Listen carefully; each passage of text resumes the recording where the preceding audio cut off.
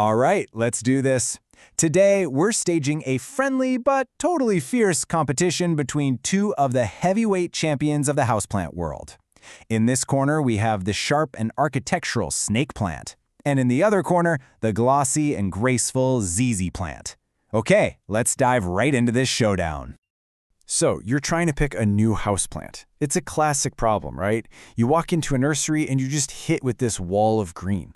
You want something that looks cool, brings a bit of life into your home, but, and this is the big one, you don't want to accidentally kill it in like 2 weeks.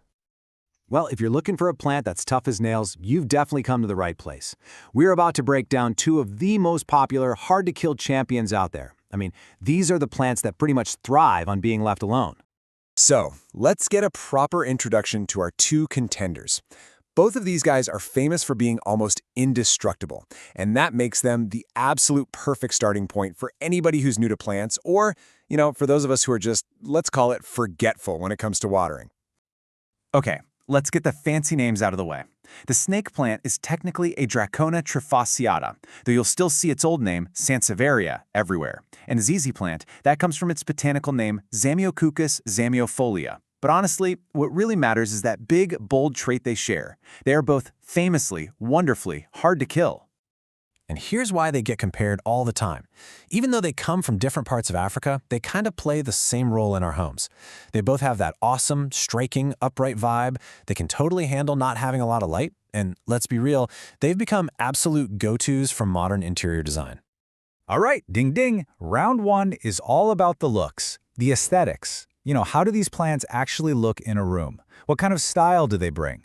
Let's get into the visual face-off. First up, we've got the snake plant. You got to think of this one as living architecture. Its leaves are these long, sword-like things that just shoot straight up out of the pot. It's all about those sharp, clean, vertical lines. Now, the ZZ plant is the total opposite. It's all about the curve. You get these beautiful arching stems covered in these thick, waxy little leaflets. The whole look is just softer and so glossy it almost looks fake, but in the best way possible. So here's the key takeaway on how they look. Their shape really tells you where to put them.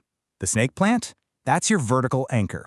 Its skinny, upright form is just perfect for squeezing into tight corners where you want some height but don't have a lot of floor space.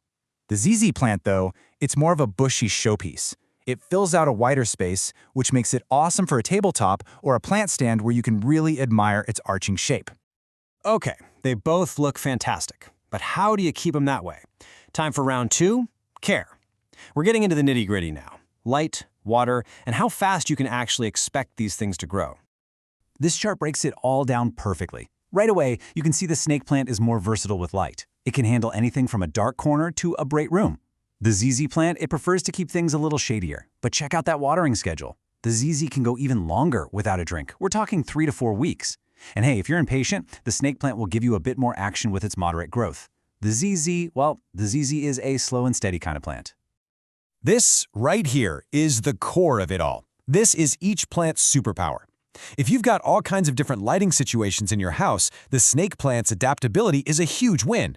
But if you're the kind of person who literally forgets you own plants, the ZZ plant's superpower is its insane drought tolerance. Thanks to these things called rhizomes that store water, it's basically built to be forgotten.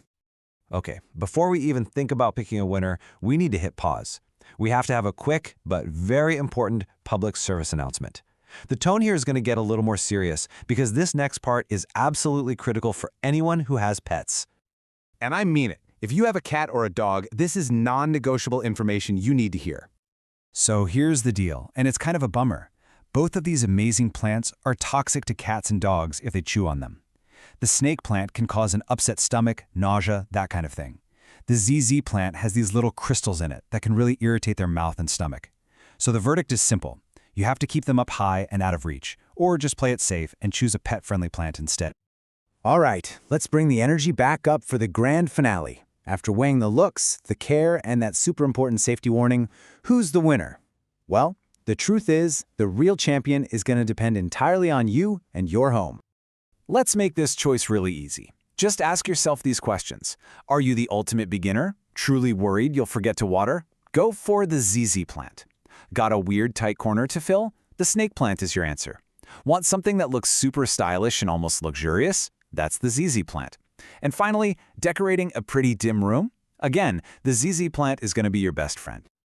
And honestly, this quote really says it all perfectly. There isn't one single winner here. This isn't a knockout fight. It's just about finding the plant hero that's the right fit for your space and your life. They're both champions, for sure. So there you have it, the full breakdown, all the stats, the pros and cons of these two incredible contenders. The only question left is, thinking about your home, your style, and your habits, which champion are you going to bring home?